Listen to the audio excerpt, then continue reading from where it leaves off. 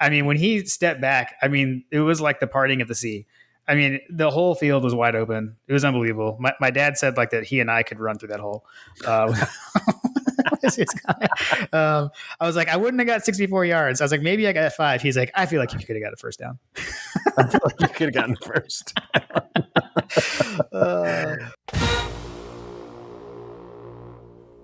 Welcome to My God a Podcast. I'm Jim Wood. In this episode, John Powell and I reviewed Georgia's 42-10 win over Auburn in the 127th edition of the Deep South's oldest rivalry. As always, remember to check out store.mygodapodcast.com to see our latest merch. And you can follow us on social media at My God a Podcast. Finally, we'd love for you to check out our presenting sponsor, Oxia Time, at oxiatime.com. That's AXIATIME.com. Now, let's join the conversation in progress. All right, Deep South's oldest rivalry ended up not being, it certainly wasn't close, at least by the end of the game. Kind of ran away with it. That was nice. Yeah, it was. It was incredibly nice to have a bell-to-bell kind of domination from pretty much both sides of the ball. I mean, I think if you're outside looking in, unbiased observer, you're probably wondering why Georgia didn't beat these guys like 60-something. Right. And it could have easily been a shutout too, had they not had, some mistakes and some missed tackles. Like, it could have easily been a shutout. Yeah, I mean, their points came off of the fumble at the beginning of the second half, and then just the poor tackling. I mean, like the touchdown never should have happened. But such is that. So how I have to ask how the pumpkin patch was. I saw some good pictures, some great photos came out of it. I know that. Yes, always good photos at Bert's Pumpkin Farm. Yeah, I mean, it was great, man. It's it's kind of like an annual tradition for us around my wife's birthday. My wife's birthday is this week, so she always likes to go to the pumpkin patch sometime around her birthday. So that was this past weekend, and so we did that. And I think that our our after spot is over at Amicalola Falls, at the conference center over there. And the last few years, like, that facility has been rented out. So I remember that. I remember that last year. Our overlook spot is not. We haven't been able to partake in that fully the last few years, but it's still a good view. And we did grab a table, but it was just in the full sun. Okay, so it was rented out again this year, like it's been the best. Okay, gotcha. Yeah, another wedding. People in these fall weddings, man, come on.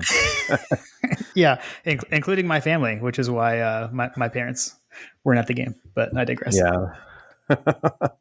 but yeah, it was a good time, man. A good time with family. Again, same folks we went to the beach with. So it's been a few weeks of family events. Well, that's cool. I had a great day as well. Started off the morning. I got in Friday, stayed with my parents. Got to spend the evening with them Friday night, and then Saturday headed on over. Thanks to UGA Rugby Club for hosting us. We had some technical issues with our internet. So with our Dog Central live stream in the morning, so kind of is what it is. But got to meet all of those folks. Got to see Chad Barker. He was doing some live painting. I had met him over, That was cool. It was very cool, and I had met him over at our buddy Mark Reagan's tailgate last year, and it was pretty cool because there's a story that I told him about Mark that actually inspired a painting that he's working on for Mark. So I thought that was pretty cool. Okay. So that was cool. Got to meet Governor of Dixie. He's the guy. Turns out he is the guy that was involved with UGA Rugby that Josh had been talking to work through all that stuff out. So definitely, if you need a place to park, they're doing that the rest of the year. So $20 to park at the Glass Building. It's right there at Millage in Baxter. Okay. So when we wrapped up there, John Smith came with me to the game.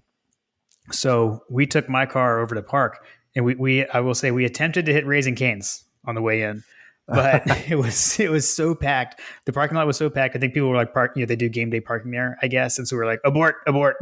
So we just drove past it. It was nuts, and Ouch. hit an overparked and hit Greg's tailgate, and there was a lot of people there, so there was at the tailgate doing some fundraising for bulldogs battling breast cancer this past weekend. Keely Ringo's mom stopped by the tailgate. Got to meet Valkyrie dog and Natty dog. They came by. Um, I'm sure I missed a ton of people, but it was fun. Our buddy Patrick was there with his wife Megan and their youngest, Awesome. and then he had his buddy there, so it was a good time. It was a good time. Swung by Hug Dog's tailgate after the dog walk, so we were like all over. With a 3:30 kickoff, we had kind of more time to operate. It was a good time. It was a good time. Yeah. You can't imagine what it would have been if you had a night game, right? Yeah, I know. Yeah, seriously, I probably wouldn't have survived. I needed it to be 3:30. Either that, or you would have had to start the day much later. I So like it. I yeah, like it. It sounds like a good time, man. I'm super jealous. One of these days I'll get up there again. it was fun. So John came and sat with me in our seats, and then so it was John and I, my sister and my nephew again, and then a couple of folks to round out the group. So fun time, good times were had. John got to meet Coach Trill. Coach Trill came and stopped by pregame. We snapped a picture. It was fun. Excellent. Speaking of Coach Trill, let's hit let's recap our picks really quick. So you have moved back into the lead. You are, I think, two overall picks ahead of me. So you went 500 this week. I went 3-5. Puts you back overall of the season at 29-19. I'm 27 and 21. So you gained some ground on me. So I'll take it. I'll take it. so thanks, Coach Chill, for checking this. Let's see. I just kind of thinking through. Let's see. We did so after this dominant win. We went back to number one in the AP poll. Stayed at number two in the coaches. Okay, so I've got some kind of like random, somewhat through the timeline of the game of when I did some rewatching. A couple of things that I called out or noticed. One thing that I had been wondering, and for some reason I had not said it to you, but I've been wondering this. Something that I felt like had been absent this year was that defensive line shift. You know what I'm talking about? When we would like shift before the snap and cause a false start. And that happened this game. And I don't remember if we've been doing that this season. I felt like it's been kind of absent. We definitely did it in this game. So there was a play where Jamon Dumas Johnson actually like clapped, and then the whole line shifted. Yeah, I saw that. I do remember that. I remember distinctly thinking to myself, "Oh yeah, they like to do that." I forgot about that. Yeah, I'm still amazed that that's illegal. Especially with the clap. I feel like we kind of got away with one, especially with the clap. But I'm fine with that. The clap, maybe. Yeah, you're right about that. Yeah. Huh. Well, I guess we'll have to watch that space because that's like a simulated snap, right? Right. Exactly. That's kind of what I was thinking. But they didn't jump at the clap. It was when our guys all shifted right after the clap. So that was interesting. I don't know. We've been doing that shift thing for years and caused a lot of false starts. I don't know. Maybe this was the first, like, especially at home, right? Like, I mean, it was loud, like the environment. This was a nice, like 3:30 kickoff, loud Sanford Stadium environment. So I'm sure that kind of helped, with the noise to try something like that. I'm glad that you mentioned our MVP of the game, the false start penalty. Yeah, seriously. Hey, and something that I don't even remember if we talked about. I know I heard it get talked about some other places was, this was Auburn's first road game of the year. They'd been at home the entire season, so and with a freshman quarterback, I think they did struggle with the environment a little bit based on all the false starts. Yeah, very much so. Let's see. I did see, not to keep harping on it, but Ladd did have another muff punt. Kind of a bummer. So we're gonna have to have a conversation about Ladd when it comes to our offense here. Yeah, he did have a big punt return later in the game, so it is what it is. And at least we didn't lose the punt that he dropped, but got to shore that up. He's had a season of the dropsies, that's for sure. Yeah.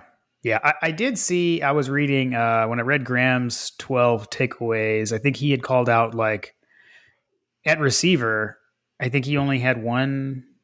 I think he had like 6 targets and 5 catches or something like that. But the one that he didn't catch was the one where he was. I don't know exactly what happened. Should have been a touchdown pass. Should have been a long touchdown pass. And either he was overthrown, or I've seen some folks talk about he kind of had a stutter step as well. So I don't know. Yeah, I'm. There were a couple of those deep balls. There was one to Ladd, and the other one was I want to say I can't remember who it was, but he had a couple of long balls that were very clearly walk-in touchdowns. Yeah, But I'm putting those on the quarterback. Sorry. yeah, I think that's fair. I forget the other one. I think the other one was Brock. I think. Well, Brock had another one where that Stetson just like skied it. Yeah, he. I think he did have one. You're right, but there definitely was one that he had to Brock that like just went way too high for Brock Bowers. Yeah, and yeah. Sorry, I didn't mean to indicate that it was Brock's fault. Yeah, Another overthrow. Yeah, yeah. yeah, for sure. Um. I, I don't Okay. know. I don't know what's going on there. I heard some rumblings that he was knocked up after the Missouri game. I saw Seth Emerson had Mhm. tweeted out something about that today, talking about how there were rumblings that was knocked up, had some knocks after the Missouri game, and then Kirby Smart said something about how he was kind of battling through some things. Yeah. Um, so like maybe there is something to the Stetson's hurt. I don't know how to what degree. I mean, it sounds like it's almost the way that Kirby's making it out to be, which is Kirby speak, right? Right. Um, the way that he's making it out to be is that it's like typical. Every football player at this point in the season Right. has got some kind of injury, right? Right.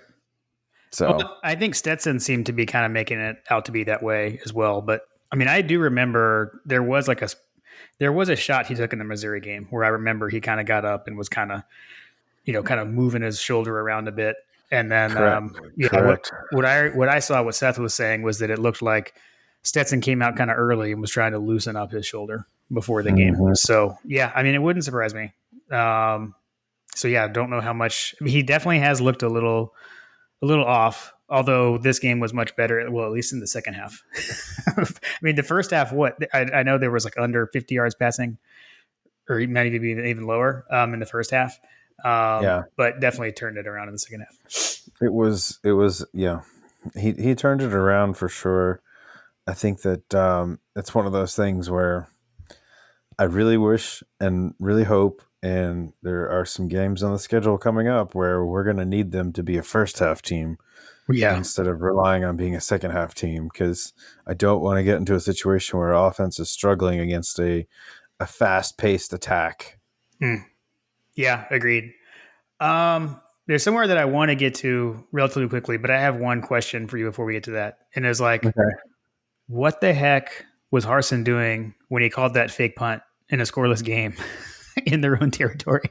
Oh my gosh, dude. I feel like everybody in the stadium was like, man, that guy's an idiot. Like, Like, I can't believe he did that. And like something that like I didn't really remember from being there at the game. But in watching it back, like it was like like when the offense does like I call it like a check with me play, where like the offense lines up, everyone stops and looks at the sideline, waits for the call, and then they line up, to get the play call, and then they do it. Like they did that on the fake punt. Like the special teams, the punt unit was lined up, they went and looked at the sideline, and then they ran a fake punt. Like talk about telegraphing it.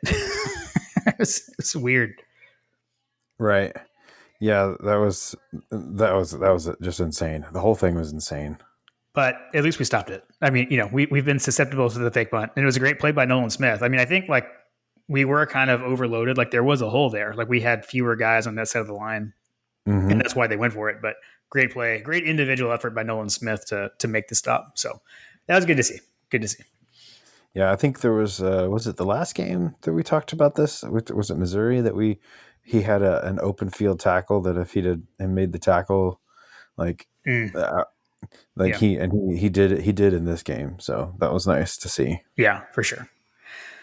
So I guess where I was kind of wanting to go was to talk a little bit about the run game. and I guess even maybe specifically the offensive line. On the side of the backs, right, where Kendall Milton went down with apparently a groin injury, and kind of in steps Branson Robinson, and we had wondered what would happen if we saw Dejon Edwards get featured, and so I don't know how much some of this stuff happened because of Milton's injury or what the plan was going in or not, but between Edwards and Robinson, they were phenomenal. And we got to see. I think I don't know. Maybe you should rant about the offensive line more often, John, because they responded.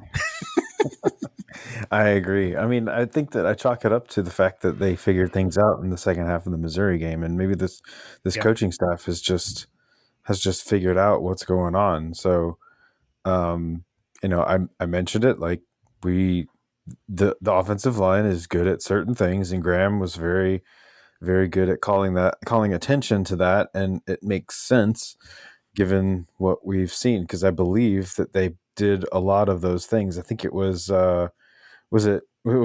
gap blocking, and I know that George Foster had some good things to say about this as well. So it was like the gap runs and the zone runs. Mm-hmm. Um, yeah, I mean they very clearly were doing the things that they do well. Yeah, I think one thing I did see again from what some of Graham wrote was actually like it looked like one of the key things was they actually did better on the zone runs. So it wasn't like we were doing like 80-20 or anything like that. It was still, I think it was closer to 50-50 ish. But they had success with the zone scheme, Yeah, which is good, right? Like, because now if they can do both. yeah. I mean, yeah, and it could just be that any given week you have a bad performance or whatever. It was a road game last time, so like I think that there's a lot of factors that go into it. I'm just glad that they stepped up and played, and I would love to be wrong about this offensive line and this offensive line coach. I hope that they over make me eat my words on questioning them. I will say that to do this against an Auburn team is going to be a little bit different than doing it against, say, a Tennessee or a dare I say, Alabama in the SEC championship game, although they looked a little shaky this weekend too. Well, Um, yeah. but I just think that it was Auburn, which in any given year is like, well, it's still Auburn, but this year in particular, I feel like because literally every Auburn person that I know avoided talking about this game like the plague, and Mm. anytime it came up, they just shook their head and rolled their eyes, like just they're just so dejected, man. Like just so dejected. Yeah, they are. They are. I had mentioned Patrick game. He brought his buddy with him who's an Auburn guy, and Oh, he brave soul. right. That's what Greg said when I asked him if I could bring an Auburn guy to the tailgate. Golly. But I think he was just being realistic. Was we were talking through everything before the game. Um, Yeah. but yeah, man. I mean, I hope I did want to shout out Alex Garnto. Hopefully that he wanted us to show some love to the O line after after that performance. So Yeah. hopefully that did it. I'll Um, put some respect on their name. I'll put some respect on their name. Especially so here's the other thing though. Like, the offensive line performed well. And so like kind of in a situation like, when you have a running back or sorry, a quarterback that the team is confident in, mhm, um, everybody kind of performs better, right? right, If you have a quarterback that's in the game that you don't feel super confident about, like you have a tendency to underperform, right? right. But uh, I think the same could also be said for the running backs too. Not to say that the running backs have been awful, but like there was a very clearly there was a different feeling, and Mhm. I'm guessing that Josh's stats are going to bear that out. I haven't seen the deep dive on the stats just yet, but um, I believe that we have our running back one and running back two based on that particular game. I'm hoping that the coaches see the success that we had in the run game. I mean, we rushed for over 300 yards combined, Yeah, and the bulk of those yards came from these two players, Branson Robinson and Dejan Edwards. Like it was the coming out party for the two young bucks, yeah. and You and I have been talking about Dacian Edwards. Like I've been talking about Dacian Edwards since last season. Yeah. Um, Branson Robinson has shown flashes this year, and from what I understand, it's like part of the reason that he hasn't been more featured is because of his run blocking ability or whatever.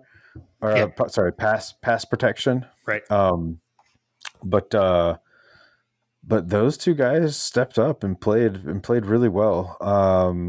And I'm hoping that they continue to get a chance, particularly against Vanderbilt, then against Florida, and I'm really excited to see what this team can do against Tennessee down the road. Yeah, it's interesting if you just look at the snap counts. So Edwards had 25 snaps, so did McIntosh, but then Branson Robinson right there with 19 snaps played. Yeah, Which man, I don't remember what the snaps were for Dejan in the week before, but I believe it was a good bit higher, right? I have to check. I don't recall either. More snaps this week than last week. You mean? I believe so. Yeah, Yeah, I feel like it was more because last week he didn't really like until that last drive. I mean, like he was in the game, but then he totally dominated that last drive, like played that whole drive against Missouri. But here, I mean, he was there. I mean, he was in there like the whole game. So I will never know whether that was a plan or not. Without like if Kendall Milton doesn't go down, we'll never yeah. know. But I mean, Milton only played 5 snaps before he got injured. Um, so Yeah, I don't know. I don't know what's going on with Kendall, man. I feel like he's always been hurt. Like it's just like yeah, the injury bug just seems to hit the poor kid yeah. just when he's starting to come back, and then all of a sudden he gets another injury. And if I remember correctly, it was the groin, right? He had a Yeah, groin groin. That's injury. what I saw. Yeah. So that's another one of those injuries, kind of like a hamstring. That's that's not a it's gone. It's like a nagging injury, right? Like that's one of those things that can continue to come up. I Yeah. can't remember what running back it was was. Didn't we have a running back like Sonny Michelle or No Sean or something like that that always had like a groin injury that was just constantly bothering him? Sony always had something, but he would tend to play through it, Yeah, whatever it was. But yeah, it could have been it. So the snap counts were there in, but the carry distribution was very different. So you had Robinson and Edwards both with 12 carries, and then McIntosh only had 8 carries in the game. But so yeah, Robinson 98 yards net, Edwards 83, Edwards with 3 touchdowns on the ground, and Branson with that 1 touchdown there at the end of the game. Uh, yeah, it was. I mean, it and felt like running back university again. It felt like RBU, and the school put out a great video on Twitter actually of after Branson Robinson scored that touchdown, they've got him on the sideline saying RBU baby, RBU. It's pretty sweet. that's awesome. Yeah, I think there was another one. I think it was Kenny McIntosh's touchdown, Hmm. if I remember correctly. There was a run that Dejan had where he got down to like the 1 yard line or something like that, and I feel like Kenny McIntosh punched it in. It was Yeah. just another like we had the situation in the previous game where I think Kendall Milton scored the touchdown, Hmm. and like I said before, like Dejan Edwards did all the hard work for that particular touchdown setup, and he didn't get the reward. So he should have Right. had 4 touchdowns, in my opinion. I just Right. kept screaming at the TV. I was like, "Give the kid his touchdown! Like cannonball him again! Like give it to him!" I remember you texting me that actually when that happened during the game. That was pretty funny. Cool thing on that McIntosh touchdown was Brock Bauer is actually like motioned into basically like a fullback, and he was like the fullback on that play and was a lead Yeah, blocker. That's pretty cool. I don't know. I like a good fullback. you like a good fullback play, yeah. And Little, then little. how about like so? How was it?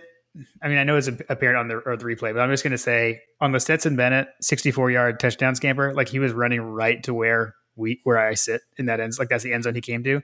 I mean, when he stepped back, I mean, it was like the parting of the sea. I mean, the whole field was wide open. It was unbelievable. My dad said like that he and I could run through that hole. I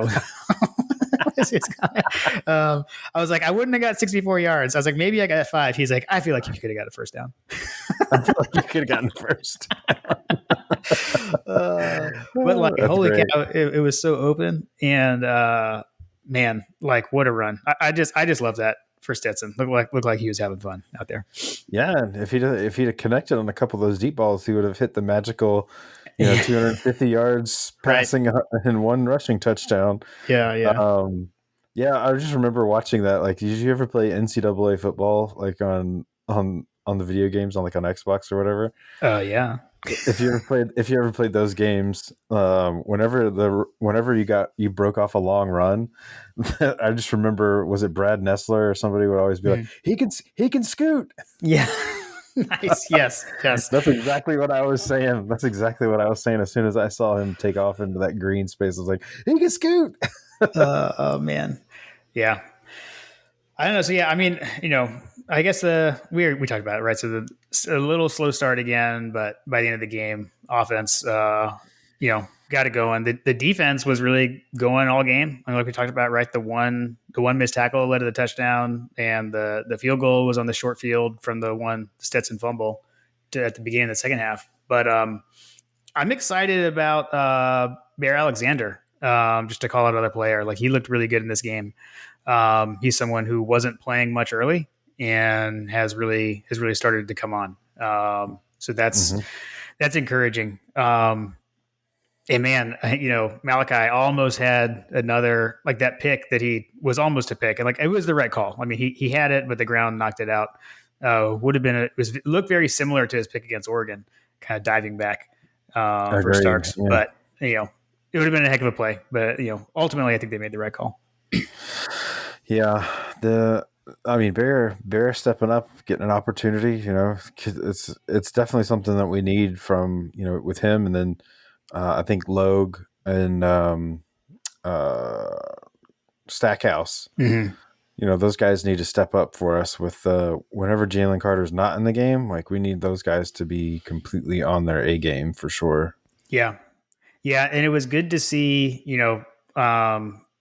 We when we did our preview, it had sounded like initially that Smile Munden was going to be okay, but we knew by kickoff we knew he wasn't going to play. But you did not have Mm-hmm. Smile Munden and did not have Tresman Marshall. Ryan Davis stepped up. He looked good. He's a guy that hasn't really had a whole lot of opportunities and had been battled some injuries himself over his career, but he stepped into that starting role and he looked good out there. So also encouraging.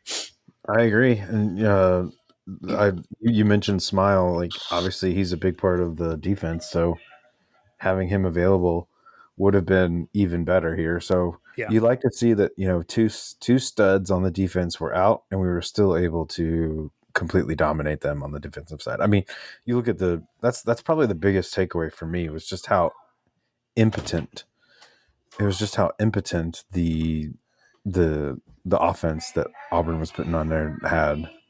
Yeah, yeah, for sure. I mean, like, we knew that everything was going to kind of, I mean, you made the comment that everything was going to, like, as Robbie Ashford goes, so goes Auburn. And you were right. And I mean, he ran around a lot, I guess, and he got some yards rushing.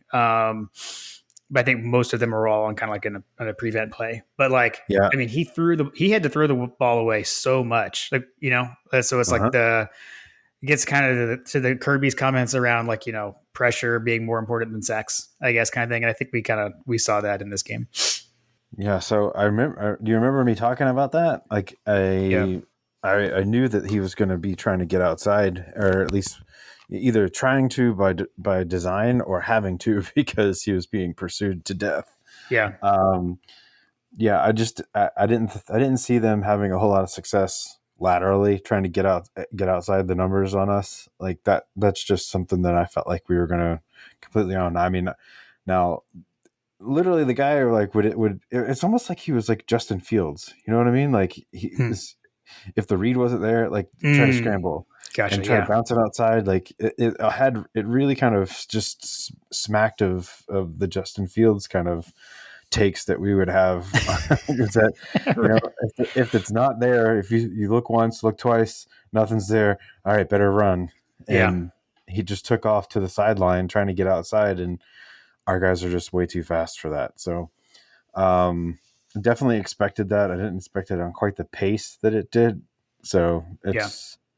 it's crazy, man. He was. I remember thinking that I was like, golly, this guy's favorite play is to throw it to the sideline. Yeah, I know. So many times he'd roll out and then he just like throw it over their head. Like, did the guy have a brother or something in the crowd that he was trying to hit? Like, hey, buddy. I don't know. Maybe he's trying to throw to Jake Fromm's brother over there on the sideline. I don't know. Jake Fromm was there too. I saw a picture of him on Instagram. He was there. Yeah, the whole Fromm family was there because Okay. of Tyler Fromm. Is it Tyler, right? Yeah, Oh, okay. That explains it. I didn't even think about that. I didn't put two and two together. I was yeah. wondering why Jake didn't have any UGA paraphernalia on.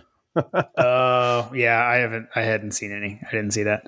Um, what did surprise me on their offense was Tank Bigsby's stat line. 19 yards on 10 carries. So that's the thing that every Auburn fan that I am connected with, like that's like one of the first questions I asked them was like, is Tank hurt? Like, Mm. how do you feel about Tank? And like they just get so upset. Like it really is. It truly is. Like you want to talk about a head coach that comes in and hey, we have this superstar that like really has been a problem for the SEC for the last several years. Like the he just fell off a cliff. Yeah, Like how do you underutilize or how do you like get the least amount of production out of one of the like historically better play offensive weapons in the SEC? How does that happen? And to yeah. me, that's just the tip of the iceberg in terms of the fireable offenses that this guy has brought to Auburn. And it Mm. would shock me to see him still employed at Auburn at the end of the season. I think was it Dustin, someone in the Dog Central text thread that said, um, I wonder, I wonder if Harsin knows how much an Uber costs from Athens to Auburn. Right, right. Like Oh man. just leave him on the tarmac when you get home. Yeah, yeah. I don't see him lasting. Don't fall for the Barning Hard tweets because there was already a hoax saying that he was fired. But yeah, check your sources on the Twitter. But yeah, I don't. I mean, I don't think this was quite big enough of a blowout, I guess, to see the immediate firing. But I don't see him lasting the season. And yeah, I mean, and doing that with Tank Bigsby, so I mean, I don't know. Maybe it's their offensive line; they just don't feel like they can run. But man, 10 carries for a guy like that is a head scratcher. I mean, granted, it wasn't working, but still, that Yeah. just seems weird. I mean, he's. I feel like he's one of those kind of like volume carry guys that he kind of gets going. You get him lathered up, kind of deal. Hmm. Hmm. 10 carries is just that's a head scratcher. I don't know. Anyway, The only thing I can muster or think of is that they just felt like they needed to throw the ball, and maybe I don't know, man. I got yeah, nothing. yep, I got nothing. yep, fair. Well, before we wrap up, I do want to remind everyone that season 3 of My God Podcast is presented by Oxia Time. So Oxia Time is a custom watch company, and if you want to commemorate the Dogs' national championship in style, you've got to check out their Georgia National Championship timepieces. John, I wore mine to the game again this weekend. Got a lot of good compliments and feedback on it.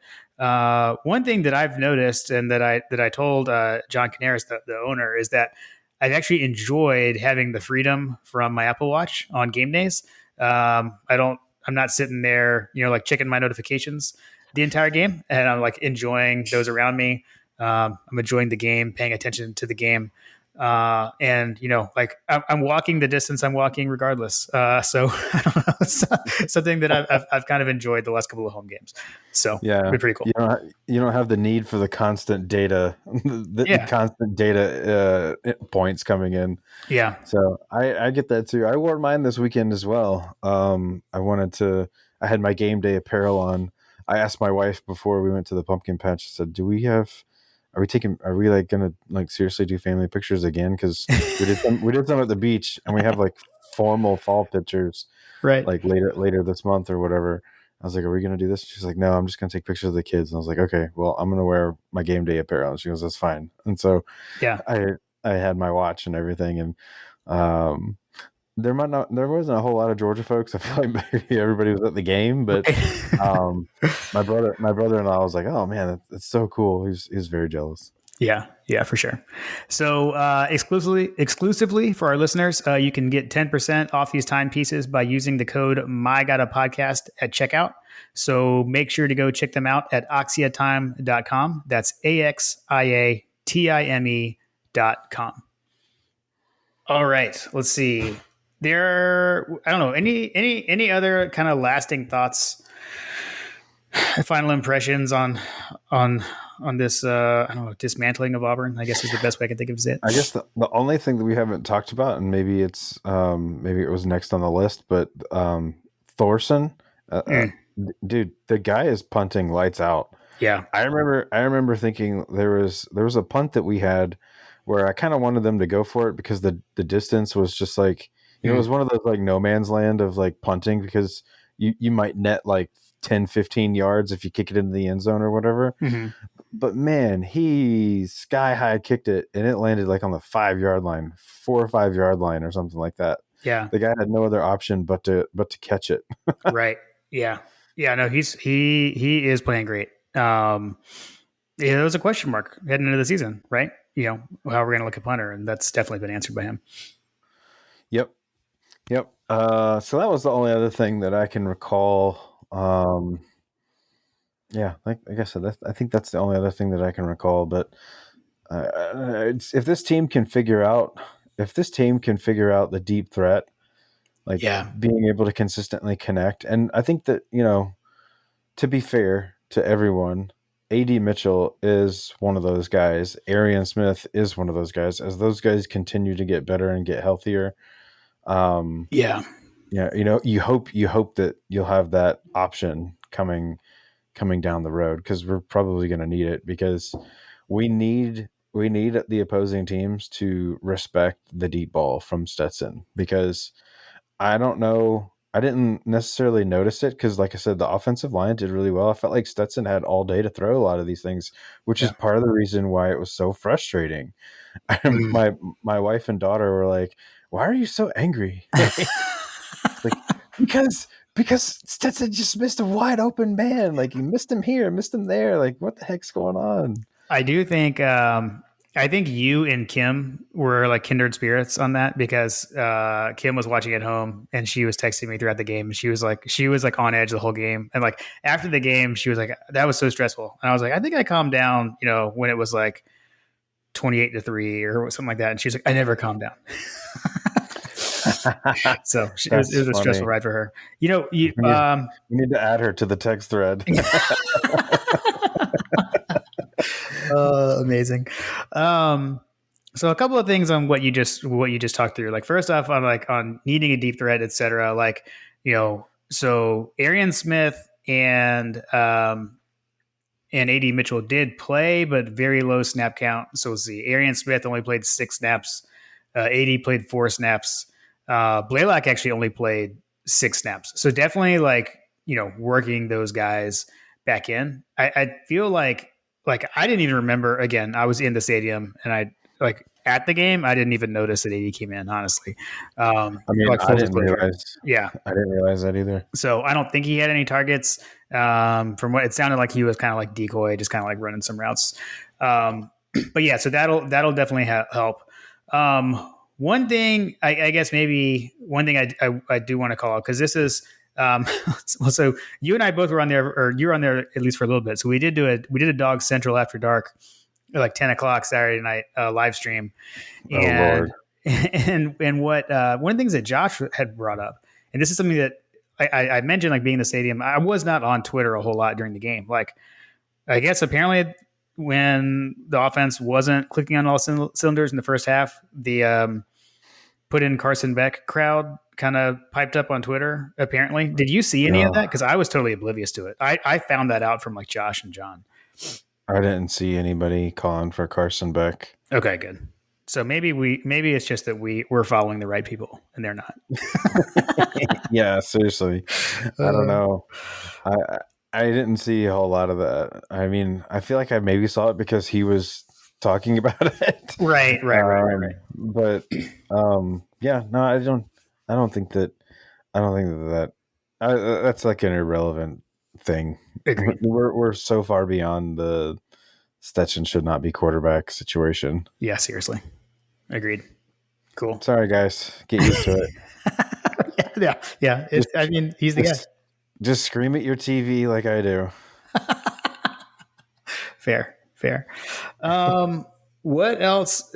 I mean, I actually watched a decent amount of other. I mean, I sat and watched the Alabama Texas A&M game. I mean, and we were both watching that and talking about it. I mean, that was a crazy kind of end to the day. I was pretty Okay. shocked by Uh, that. have we completely pivoted off of the Auburn review and now we're just talking about the weekend? What do you? Unless you have anything else that I you don't have wanted to it. say, I really don't, but like I I don't just want either. to make sure before I go down this rabbit hole. Go So rabbit hole. Engage. in I have never seen an Alabama quarterback in the last several years play as awfully as Milroe did in that game. Mm, You want to talk about, like, when I say we need to have a deep threat, like we need to have teams afraid of Stetson to throw the ball deep and connect on a consistent basis, because if this guy Milroe continues to play like he did against A&M, and frankly I have seen him do this as well. They showed up a stat board of him and Bryce Young during the game, and if you look at the numbers, they're pretty consistent.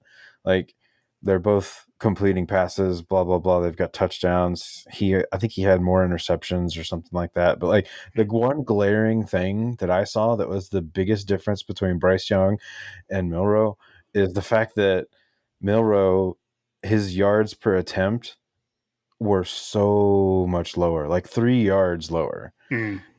And that's what I was noticing when I was watching that game, because I wanted to watch and see, number one, like I wanted to watch the Jimbo meltdowns, Yeah. and I also wanted to just see what this quarterback was, because frankly, I feel like that every other aspect of that team we can control and can contain. I do have one question that I'll get to in just a second about that, but the yeah, but Milroe was so pedestrian in that game. I mean, he almost threw four interceptions. I think he threw 3 interceptions or something.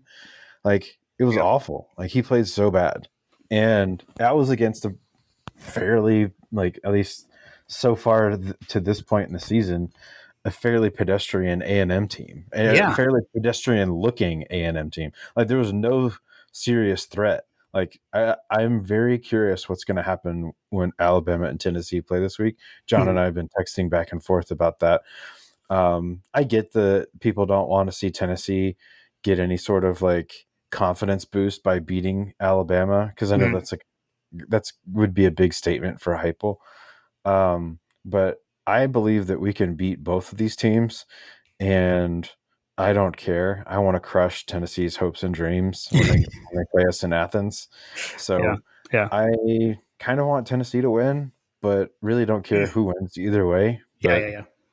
Yeah. yeah, man, I think that there's, from where I sit, from what I've seen from everybody thus far, the SEC is our ocean right now, and Mhm. we need to take this opportunity and continue to get better.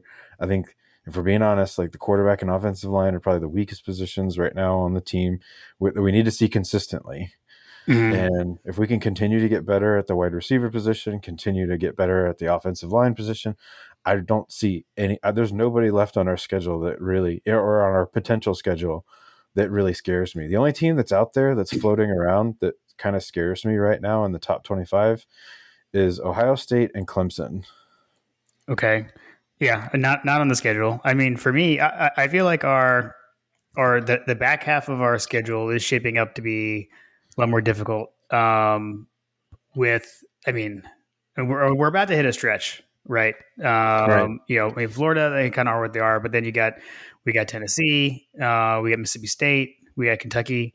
Although Kentucky chopping off, I mean, they didn't have Levis against South Carolina. I still expected them to win even without him, but they didn't.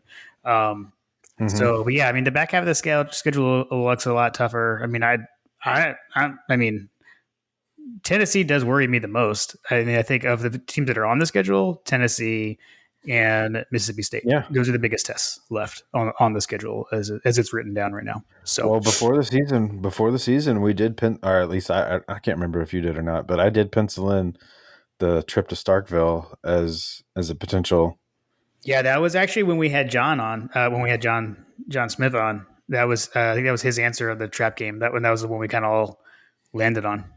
Yeah. Yeah, yeah, We'll see, man. But it's going to be interesting. I'm excited to watch. At least we'll have some entertainment to watch because we're playing Wanderbilt.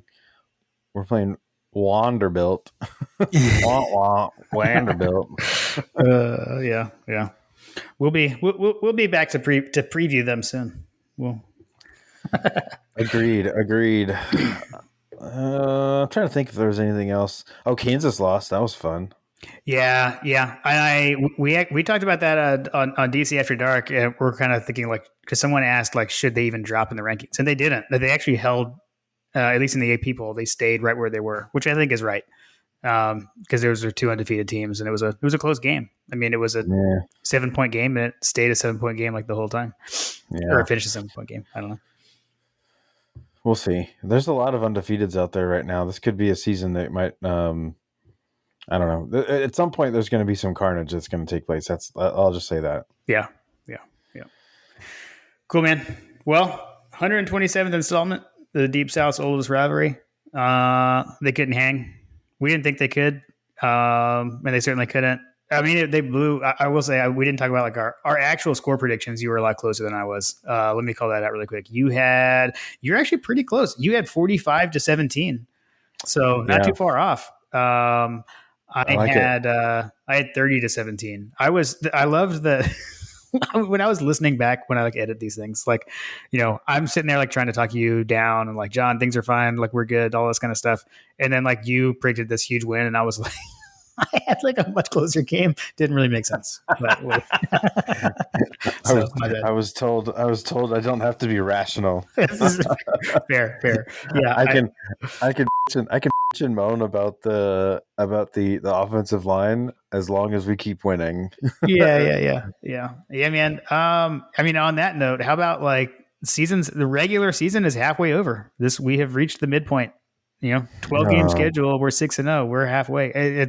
It's crazy that we're to that point already. no, I know it doesn't feel like it though. It feels like we Yeah. just have we have like a whole other season left. Well, in this day and age, I guess that's kind of true. But here we are halfway through the season. Yep. Now I'm a little bit sad. Well, hopefully we've got more than just the regular season to worry about, and we'll cross that when we get there. But it's got I don't know. This team has the potential. I think we're not yet what we thought we were after the first two games, but I think we still can be that good. We just got to get a couple things back on track. Agreed. We'll tee it up here soon. All right, man. Sounds good. Go Dogs. Go Dogs.